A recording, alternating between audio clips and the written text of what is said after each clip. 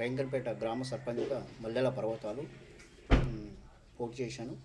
240 ఓట్లు మెజార్టీతో గెలిచాను.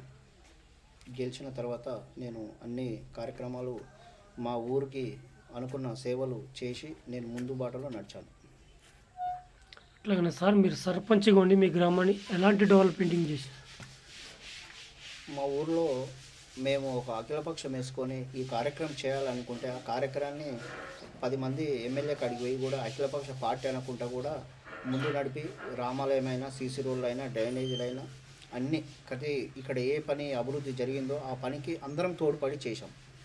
అట్లాగే సార్, బీఆర్ఎస్ పార్టీ ప్రవేశపెట్టిన పథకాలు మీరు సర్పంచ్గా ఎంతవరకు డెవలప్ చేస్తారు మీ గ్రామంలో?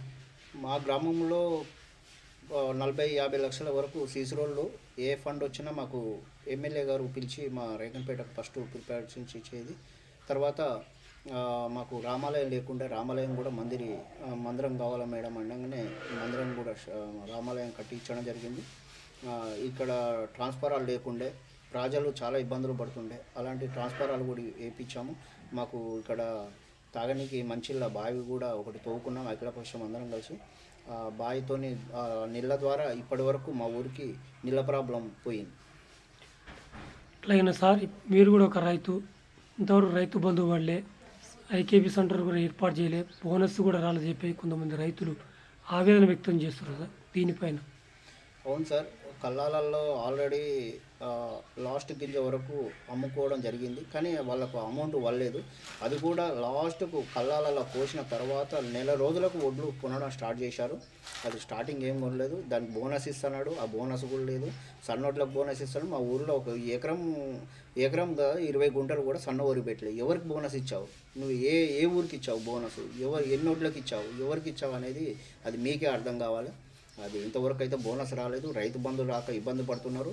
రైతు బంధుతోని రైతులు ఇప్పటి వరకు ఒక్కొక్క రైతు నాకు తెలిసినంత వరకు 1,00,000-1,50,000 వరకు అప్పు అయిపోయింది. రైతు బంధు ఉంటే కొంచెం పెట్టుబడి కూడా వచ్చేది, ఆ పెట్టుబడి కూడా రాక ఇప్పుడు అప్పు తెచ్చి పెట్టడం జరుగుతుంది.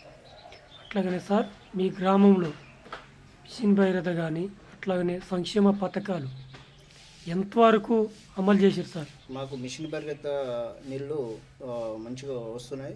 ఇక్కడ 2 ట్యాంకులు కూడా మేము కట్టుకోవడం జరిగింది. ట్యాంకి మాకు ఇట్లా ట్యాంకి వాటర్ కావాలని ఎస్సీ సపరేట్ వాటర్ ట్యాంక్ కట్టించడం. ఇప్పుడు నీళ్ళ ప్రాబ్లం ఎలాంటిది ఏం లేదు మిషన్ భగీరథ వల్ల. అట్లాగే సార్, దళిత బంధు, బీసీ బంధు, యాదవులకు గొర్రెలు పంపిణీ ఎన్ని యూనిట్లు జరిగినాయి సార్? మాకు యాదవులకు 50% అయిపోయింది సార్. 50% గొర్రెలు యూనిట్ వచ్చేది. ఇంకా వచ్చే మూమెంట్ ఉండే వరకు మనకు ఎలక్షన్ కోడ్ ఆగిపోవడం జరిగింది.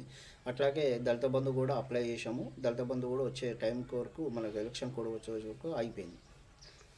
మనకు బీసీ బంధు వచ్చాయి, బీసీ బంధు పంచాము. అట్లాగే సార్, మీరు సర్పంచ్గా ఉండి సరైనటువంటి రోడ్డు మార్గం కూడా మీరు మీ హయాంలో వేయించారా సార్? సీసీ రోడ్లు అయిపోయినాయి. నేను సర్పంచ్ గెలిచిన కొత్తనే రెన్యువల్ చేశాము.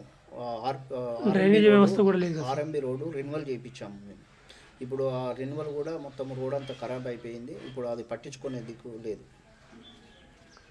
ఇప్పుడు డ్రైనేజ్ వ్యవస్థ కూడా లేదు కదా సార్? డ్రైనేజ్ వ్యవస్థ కూడా లేదు.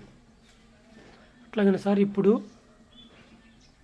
మన సర్పంచ్ లేరు, ఇప్పుడు అధికారులు అంటే వారి పాలన ఏ విధంగా ఉంది సార్?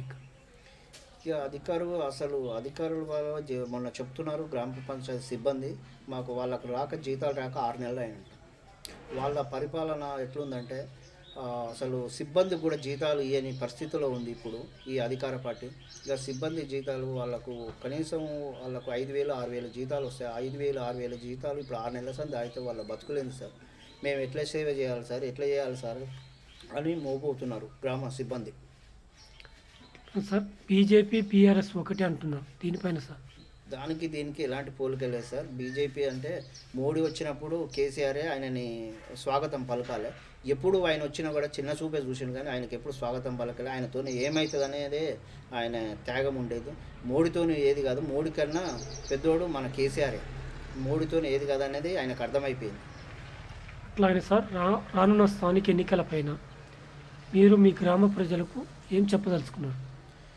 నేను చేసిన అభివృద్ధి పని మా ప్రజలకు తెలుసు, మా గ్రామంలో ప్రతి విషయం తెలుసు. నేను ఇప్పటికి కూడా 24 అవర్స్ అభివృద్ధిలో అందుబాటులో ఉంటున్న ప్రజలకు. వాళ్ళు ఎవరు మనస్తత్వం ఏందనేది వాళ్ళకి అర్థమైపోయింది. వాళ్ళే రేపు రిజల్ట్ చూపిస్తారని నా కోరిక. అట్లాగే సార్ ఎన్నికలంటే మద్యం డబ్బు దీనిపైన మద్యం డబ్బు అనేది ఉండే సార్, కానీ ఇప్పుడు అర్థమైపోయింది జనాలకు. మద్యం డబ్బు తీసుకుంటే ఏమవుతుంది, ఎలా అవుతుంది అనేది ఈ గవర్నమెంట్ వచ్చిన తర్వాత అర్థమైపోయింది. ఇప్పటికైనా మారి చేస్తారని నా కోరిక. అట్లాగనే యువకులకు మీరు ఎలాంటి ప్రోత్సాహం ఇస్తారు? అట్లాగనే మరి మద్యం ప్లస్ డ్రగ్స్ దీనిపైన సార్.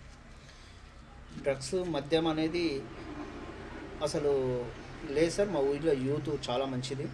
ఇంతవరకు అయితే మా యూత్ డబ్బు విషయంలో కానీ మద్య విషయంలో కానీ ఎలాంటిది ముందు పడలేదు. అలాంటి పడకుండానే మాకు స్థానిక సంస్థల్లో మాకు గెలిపే ముఖ్యం, మా విజయమే మాకు అభివృద్ధి ముఖ్యం అన్నట్టుగా మా యూత్ తిరుగుతుంటారు. ఆ యూత్ వల్లనే నేను గెలిచాను ఇంతవరకు. ఇప్పుడు కూడా అవకాశం ఇస్తే ఆ యూత్ వల్లనే గెలుస్తాను. నేను 2013లో రేంగన్పేట గ్రామ సర్పంచ్గా మల్లెల పర్వతాలు పోటీ చేశాను. 240 ఓట్లు మెజార్టీతో గెలిచాను. గెలిచిన తర్వాత నేను అన్ని కార్యక్రమాలు మా ఊరికి అనుకున్న సేవలు చేసి నేను ముందు బాటలో నడిచాను. అట్లాగనే సార్ మీరు సర్పంచ్గా ఉండి మీ గ్రామాన్ని ఎలాంటి డెవలప్మెంటింగ్ చేశారు? మా ఊర్లో మేము ఒక అఖిలపక్షం వేసుకొని ఈ కార్యక్రమం చేయాలనుకుంటే ఆ కార్యక్రమాన్ని 10 మంది ఎమ్మెల్యేకి అడిగి పోయి కూడా అఖిలపక్ష పార్టీ అనుకుంటా కూడా ముందు నడిపి రామాలయమైనా, సీసీ రోడ్లు అయినా, డ్రైనేజీలు అయినా అన్నీ ఇక్కడ ఏ పని అభివృద్ధి జరిగిందో ఆ పనికి అందరం తోడ్పడి చేశాం.